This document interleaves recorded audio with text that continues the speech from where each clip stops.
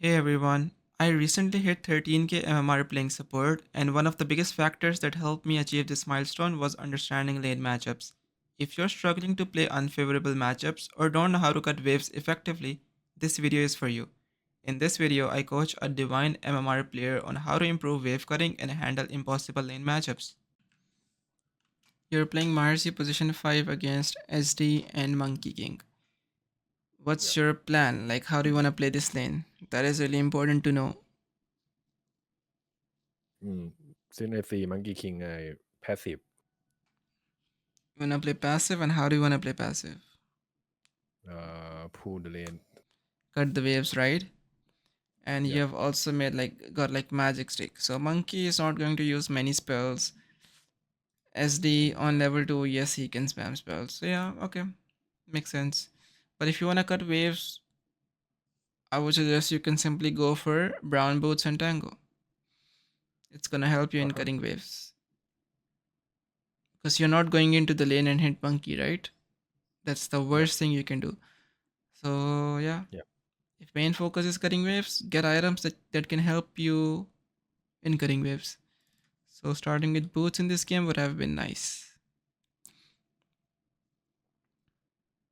Cutting waves is the way to play this lane. If you play normally, you cannot do much against monkey. You don't I have think to. I fuck up. Yeah. I pull it here.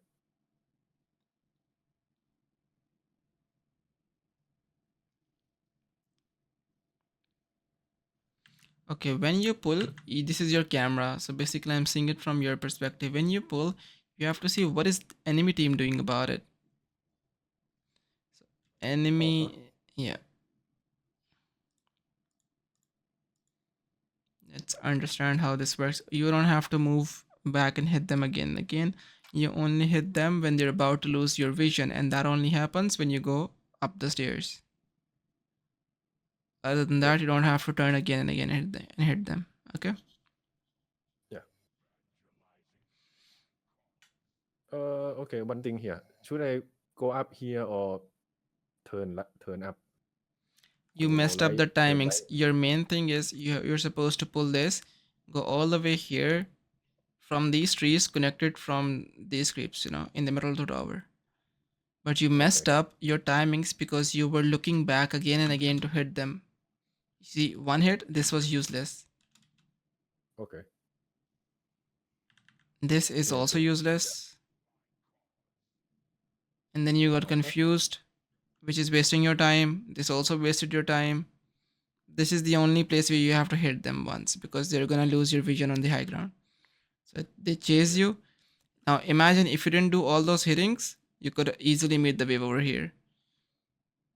Now Okay. before meeting the wave, you have to see what is enemy team doing about it.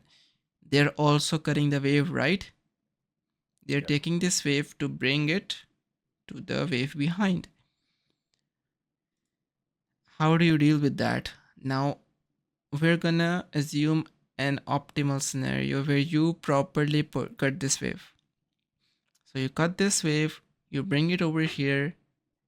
If enemy is also cutting your wave, you only meet these 4 creeps with 2 or 3 of your creeps and let 1 or 2 creeps go to them. Okay. Okay, so what's gonna happen is 4 creeps will fight 2 creeps. You will entirely deny these 2 creeps. These 2 creeps will run into the enemy side. Now, while enemies has taken your wave behind the tower, these 2 creeps will go and get denied properly by this tower. Like enemy will struggle to find a balance between farming these 2 creeps that are on the tower or maintaining the wave behind their tower. So if the Okay. simple solution is like, yeah, if I put it simply, when you're cutting wave and enemy is also cutting the wave,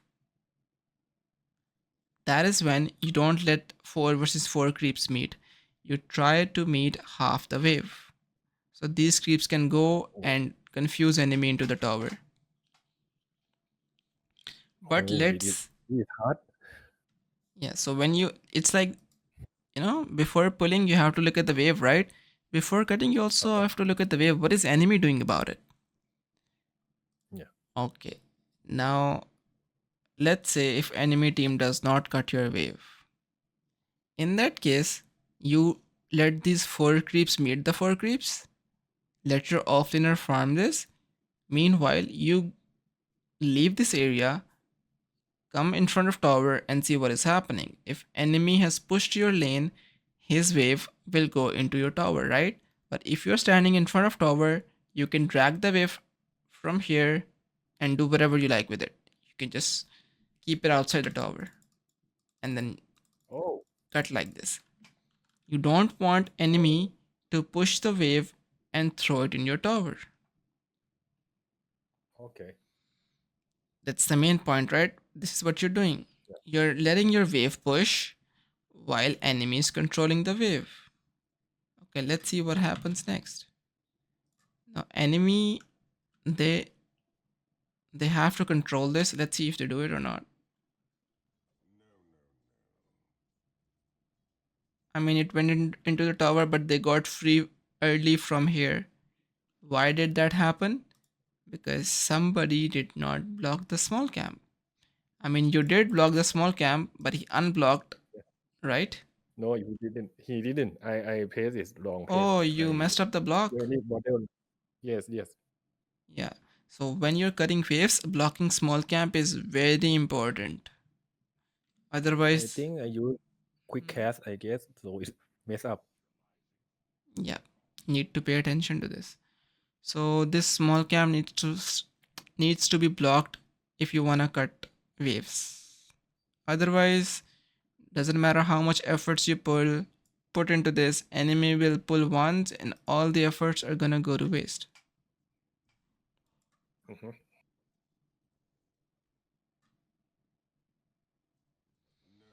I mean, good thing about this is that enemy's wave is getting pushed. Eventually, the wave is gonna go into your side. Yeah.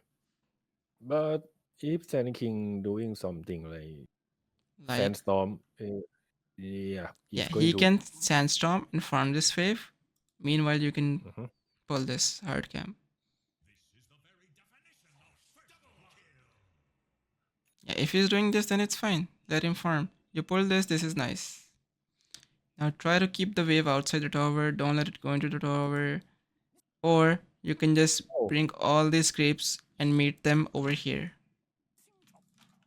uh, oh, it's very hard to communicate with team. Yeah, this is hard to communicate thing, but if you do it, it's gonna be nice. You mean right here? I mean, What he doing right here? what he's doing right No. here is he's messing up. What, like these, all the enemy had 5 creeps, right? You can easily Yeah. bring them between the tower, tier 1 and tier 2. That way, you can deny all Oh, your creep wave. But but you have he, to run state เลยใช่ไหม yeah, you have to run straight. But what he's doing Yeah. is he's farming the wave under the tower. The tower is gonna push this wave. While tower is pushing this wave and enemy is about to have your wave next to their tower, enemy is also farming this big camp that you pulled. So they're getting more value. Right thing would have been this SK brings the wave behind the tower. Meanwhile, you take the experience of the neutral creep. Mhm. Yeah, enemy got more value out of this. Okay, to do that, to pull keep to between the tower, do I have to attack or something, or just run state? Just run straight. Stay in creep's Okay, aggro range 500 and keep running straight. okay. Now the problem is you still haven't blocked the small camp again. He pulled this. Because of that, he has less creeps, you have more creeps, he's gonna control the wave. This is something that you're doing nice. Ah, yeah, this I fuck up this. Nice, fine, SK got it. Yeah. So yeah, this wave cutting again was nice. I hope this was helpful. If you want to learn more Dota 2 concepts, let me know in the comments. Feel free to ask any questions, I'm happy to help. Do let me know if you have any feedback. Otherwise, good luck with your games and have a nice day.